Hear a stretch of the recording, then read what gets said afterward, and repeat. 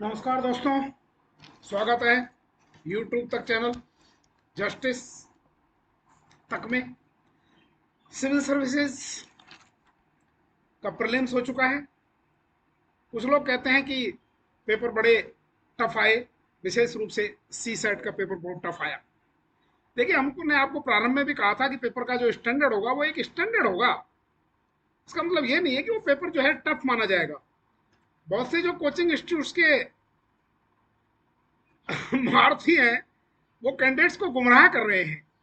अरे भाई, सी सेट का पेपर टफ नहीं है, उसका एक यूपीएससी का स्टैंडर्ड होता है। आप लोग जो है बच्चों को गुमराह क्यों कर रहे हो?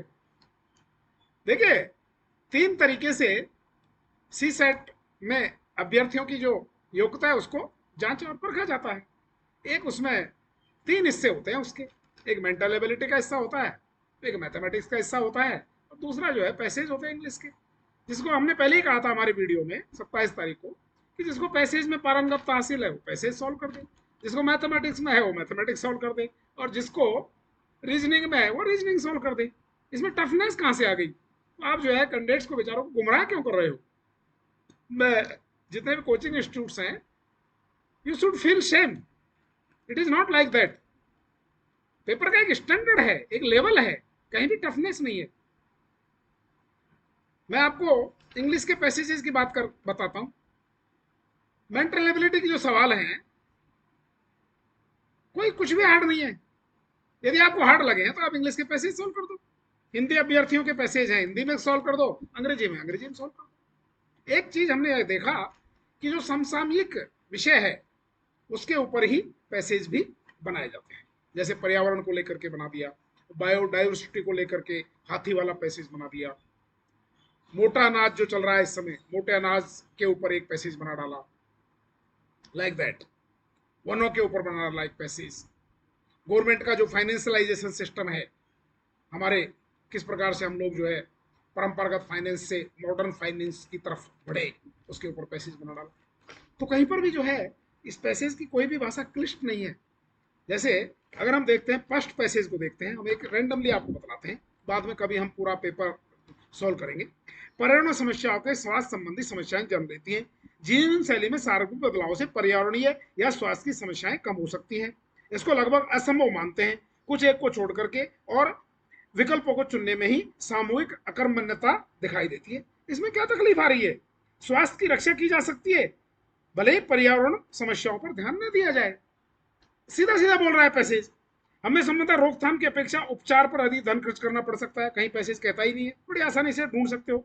हमारी पर्यावरणीय और लोक स्वास्थ्य संबंधी समस्याओं को हल करना सरकार का काम है। ये कहीं कहीं नहीं रहा कि सरकार को क्या करना है क्या नहीं करना है।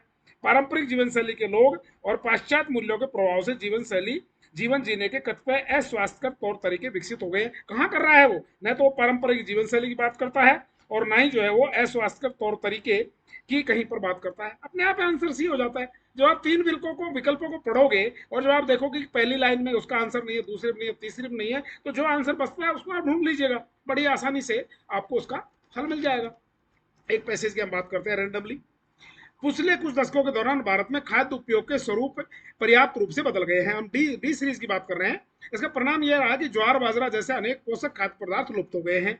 इसमें पोषण सुरक्षा प्रभावित हुई है। इसके अतिरिक्त एक धान्य कृषि प्रथाओं से, अब पैसेज ये कहता है कि हमने जो है एक ही प्रकार की खेती, जिसे हरित क्रांति का रूप दे सकते हैं, गेहूं चावल वगैरह एक धान्य खेती से हमने जो है अपनी जो खाद्यान्न की समस्या थी उसको तो हमने उस पर तो हमने विजय प्राप्त कर ली, लेकिन जो पोषण है, जो न्यूट्रिशन लेवल है, उस पर हमने किसी प्रकार की पारंगतता हासिल नहीं करी है। तो देखिएगा, सतत पहला पहला आंसर इसमें कहता है कि सतत विकास लक्ष्यों को क्रियान्वित करने के लिए, भुखमरी को पूरी तरह मिटाने के लक्ष्य को प्राप्त करने के लिए एक धान्य कृषि प्रथाएं अपरिहार्य हैं, भले ही कुपोषण का समाधान न हो। कुछ पैसेज कहता ही नहीं इस बारे में कि एक धान्य भुखमरी को दूर करने के लिए एक धान्य कृषि की वो बात करता है। वो ये नहीं कहता, वो कहता है कि हमने एक फसल विशेष पर ध्यान दे करके और हमने खाद्यान्न की समस्या को हल कर लिया है। लेकिन ये नहीं कहता जो आपका वन कहता है उसको पैसे कहीं दूर दूर तक भी नहीं कहता। समझ रहे पॉइंट? कुछ ही फसलों पर निर्भरता से मानव स्वास्थ्य और पारिस्थितिक तंत्र के लिए नकारात्मक परिणाम हुए। यस, क्योंकि हमने एक धान्य पर ज्यादा जोर दिया है, बाकी को हमने छोड़ दिया है। मोटे अनाज जिसकी बहुत बात करता है, ज्वार बाजरा की, इससे हमको हमारा स्वास्थ्य जो है निश्चित रूप से चरमरा गया है, न्यूट्रिशन की प्रॉब्लम हमको आ गई है। अभी मोटे अनाज का वर्ष भी घोषित किया गया है इसको, इसलिए मोटे अनाज के कारण से पैसे यहाँ पर दे दिया आपको। तीसरा, खाद्य आयोजना विषयक सरकारी नीतियों में पोषण की सुरक्षा का समावेशन अनिवार्य है। यस, पोषण की, पोषण होना चाहिए, न्यूट्रिशन क्रॉप होनी चाहिए। इसका आंसर 2 और 3 होगा, निश्चित रूप से बी आंसर होगा। चौथे को हम ले लेते हैं, वर्तमान एकधान कृषि प्रथाओं के लिए किसान अनेक तरह से उपादान सब्सिडी गवर्नमेंट बात ही नहीं करता इस पैसेज में कहीं पर भी, और अनाजों के दी जाने वाली लाभप्रद कीमतें प्राप्त करती हैं, इसलिए फसल विविधता पर विचार करने के लिए प्रवर्तन नहीं होते। ये पैसेज कहीं दूर दूर तक बात नहीं करता, सब्सिडी की बात नहीं करता, तो अपने आप इसका आंसर 2 और 3 है। एक पैसेज और सॉल्व कर लेते हैं 2 मिनट के लिए। देखो, हाथी दृश्य भूमि के वास्तुकार हैं, वे कुछ विहीन स्थल निर्मित करते हैं। अब यहाँ पर वो कहता है कि हाथी कुंजी शिला की स्टोन प्रजाति है, बस यहाँ पर आप घबरा गए।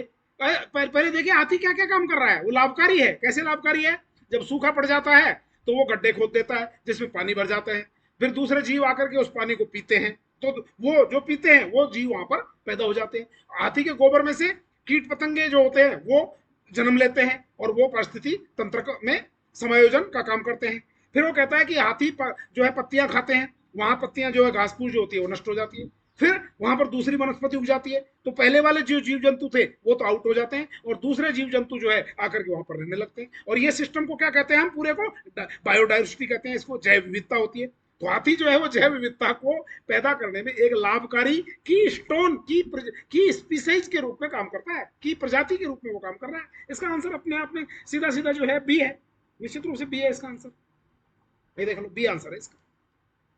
ठीक है, बहुत आसान पैसेजेस हैं भाई, कहीं कोई दिक्कत ही नहीं है। उच्च गुणवत्ता की विद्यालय जो शिक्षा है के लाभ तभी प्राप्त हो सकते हैं जब गेटवे के रूप में हम काम करें, जब हम चलना सीख ले, यानी परंपरागत रूप से हमको पहले अपनी स्किल को बढ़ाना है। और लास्ट में जाकर के वो कहता है उच्च शिक्षा या कौशल में कोई उन्नति तब तक नहीं हो सकती जब तक हम उसमें स्किल डेवलप ना कर दें। अपने आप ही आंसर इसका जो है सी हो जाएगा। जैसे हमारी शिक्षा प्रणाली में उच्च शिक्षा के दौरान कौशल प्रदान करने पर अधिक ध्यान दिया जाना चाहिए। ये तो पैसेज का मंतव्य कहता है।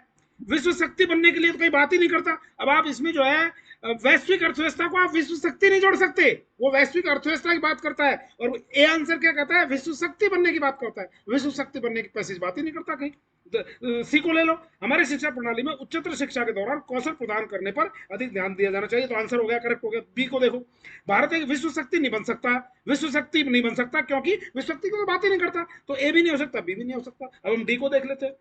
विद्यालयों के अनेक बच्चों के माता पिता निरक्षर हैं और गुणवत्ता शिक्षा के लाभों के प्रति जागरूक नहीं है। कहीं गुणवत्ता और विद्यालयों के अनेक बच्चे माता पिता निरक्षर हैं, इसकी पैसेज बात ही नहीं करता कहीं पर।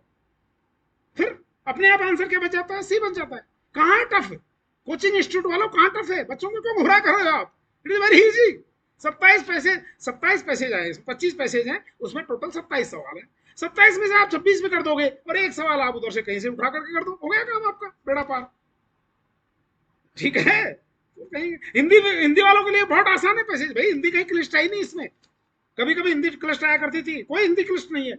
भारत में यदि बेरोजगारी दर अर्थव्यवस्था के अल्प निष्पादन हेतु बार बार प्रयुक्त किए जाने वाला मानदंड है, फिर भी स्कूल और कॉलेज में बढ़ते नामांकन की दशाओं के अंतर्गत इससे गलत तस्वीर चित्रित होती है।